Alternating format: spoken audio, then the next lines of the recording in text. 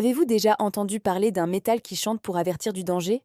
Non, ce n'est pas un conte de fées, mais l'histoire incroyable et pourtant méconnue d'Harun Jaskal, un inventeur visionnaire du tournant du XVIIIe siècle.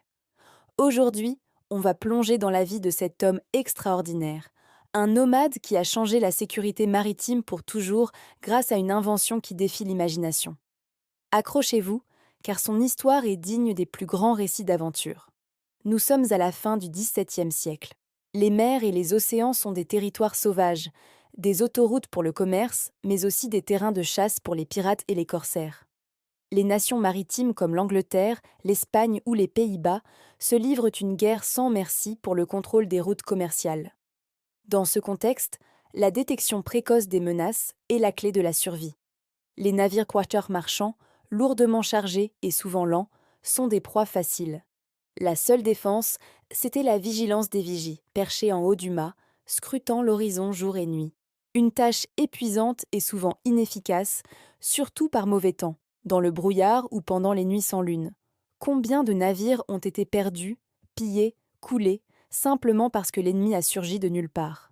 C'est dans ce monde dangereux et incertain que notre histoire commence.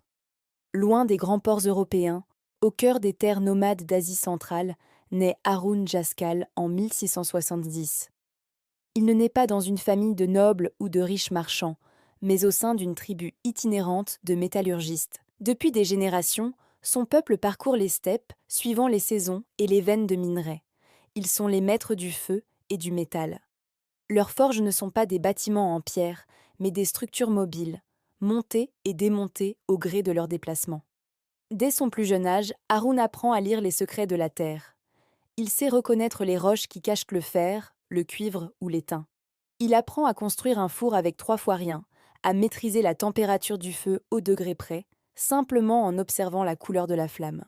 Pour son peuple, la métallurgie n'est pas juste un métier, c'est un art, une alchimie sacrée. Harun est un enfant curieux, différent. Alors que les autres garçons s'entraînent au combat ou à la chasse, lui passe des heures près de la forge, fasciné par la transformation de la matière. Il n'est pas seulement intéressé par la fabrication d'outils ou d'armes, il est obsédé par les propriétés du métal lui-même. Il remarque que chaque alliage a une voix différente. Quand on le frappe, l'un sonne clair et haut, l'autre grave et sourd. Il commence à expérimenter en secret, mélangeant des minerais rares que les anciens ignorent ou jugent inutiles. Il crée des alliages aux propriétés étranges. L'un est incroyablement léger mais solide, un autre change de couleur avec la chaleur. Les anciens de la tribu le regardent avec un mélange de méfiance et d'admiration. Ils le surnomment « celui qui écoute les pierres ». Adulte, Harun Jaskal est devenu un maître forgeron, mais son esprit est ailleurs. Les récits des marchands qui traversent ces terres le captivent. Il entend parler de leurs voyages périlleux sur la grande eau salée, des fortunes gagnées et perdues, et surtout de la menace constante des navires hostiles qui surgissent des tempêtes des brumes. Une idée folle commence à germer dans son esprit. Et si un métal pouvait sentir la présence d'un autre navire? Et s'il pouvait chanter pour donner l'alerte, bien avant que l'œil humain ne puisse voir le danger? Cette idée devient son obsession. Il quitte sa tribu, une décision difficile qui fait de lui un paria, et entame un long voyage vers l'ouest, en direction de ces fameux océans dont il a tant entendu parler. Son voyage est une épopée. Il traverse des déserts, des montagnes, des empires. Il travaille dans des dizaines de forges, apprenant les techniques locales, échangeant son savoir contre un toit et un repas.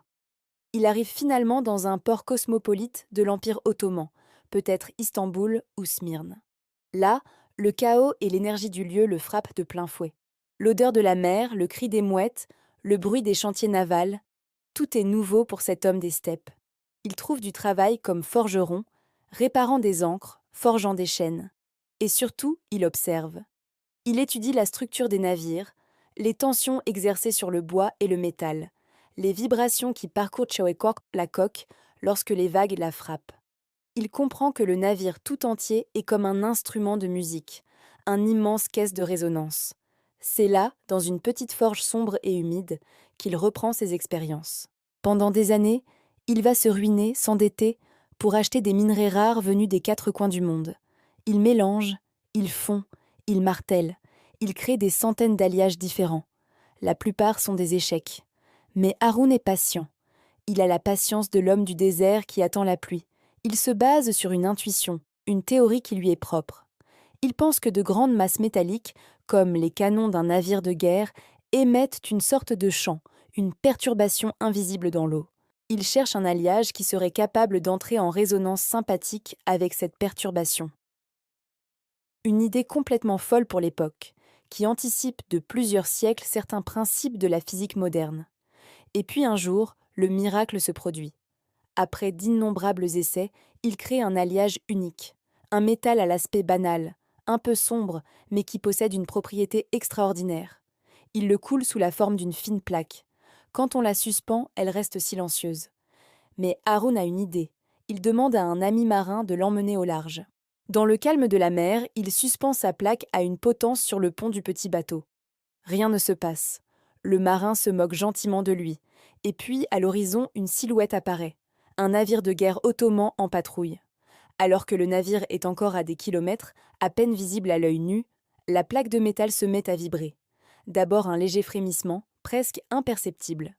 Puis, à mesure que le navire de guerre se rapproche, la vibration s'intensifie, produisant un son bas, un bourdonnement étrange, comme un chant plaintif. Haroun Jaskal a réussi. Il a créé le métal résonnant. La nouvelle de cette invention se répand comme une traînée de poudre dans le port. Au début, personne n'y croit. On parle de sorcellerie, de magie noire. Mais Haroun est un homme pragmatique. Il organise des démonstrations publiques. Il invite des capitaines, des armateurs, des officiers de la marine.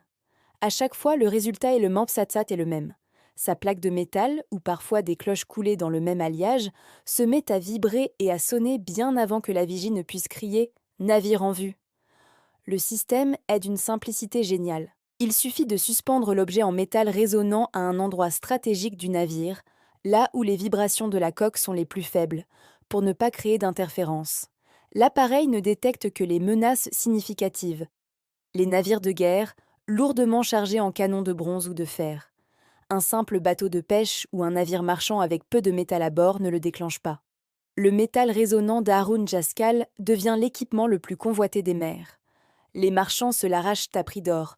Avoir une cloche de Jaskal à son bord, c'est une assurance vie. C'est gagner de précieuses minutes, voire des heures, pour préparer la défense ou pour fuir. On raconte que des dizaines de navires ont échappé à la piraterie grâce à ce système d'alerte précoce. Haroun devient riche et célèbre, mais il reste un homme simple, fidèle à ses origines nomades. Il ne cherche pas les honneurs. Il continue de perfectionner son alliage, gardant sa composition secrète. Ce secret est sa fortune, mais aussi sa plus grande vulnérabilité. Les grandes puissances maritimes, les services d'espionnage des royaumes européens, tous veulent s'emparer de sa formule. La fin de sa vie est entourée de mystères. En 1717, à l'âge de 47 ans, Haroun Jaskal disparaît. On ne sait pas ce qui lui est arrivé. A-t-il été enlevé par des espions?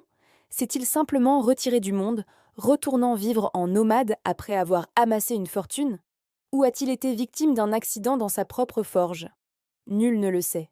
Avec lui, le secret de son métal résonnant disparaît. Les cloches de Jaskal, qui existent déjà, continuent de fonctionner pendant des décennies, précieusement entretenues. Mais personne ne parvient à en fabriquer de nouvelles.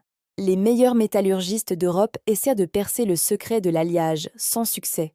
Le métal d'Haroun reste un mystère. Aujourd'hui, Haroun Jaskal est une figure presque oubliée de l'histoire. Il n'apparaît pas dans les grands manuels. Pourtant, son invention a, pendant un temps, changé les règles du jeu en mer. Son histoire nous rappelle que les plus grandes innovations ne viennent pas toujours des grands centres de savoir établis, mais souvent de l'esprit brillant et audacieux d'un individu, capable de regarder le monde différemment. L'histoire d'Haroun Jaskal, le forgeron nomade qui faisait chanter le métal pour sauver des vies, est un témoignage incroyable de l'ingéniosité humaine. Voilà pour cette histoire fascinante. J'espère qu'elle vous a plu. Si c'est le cas, n'hésitez pas à laisser un pouce bleu, à partager la vidéo et surtout à vous abonner pour ne pas manquer les prochaines explorations dans les coulisses de l'histoire. Dites-moi en commentaire si vous aviez déjà entendu parler d'Haroun Jaskal. Merci d'avoir regardé et à très bientôt.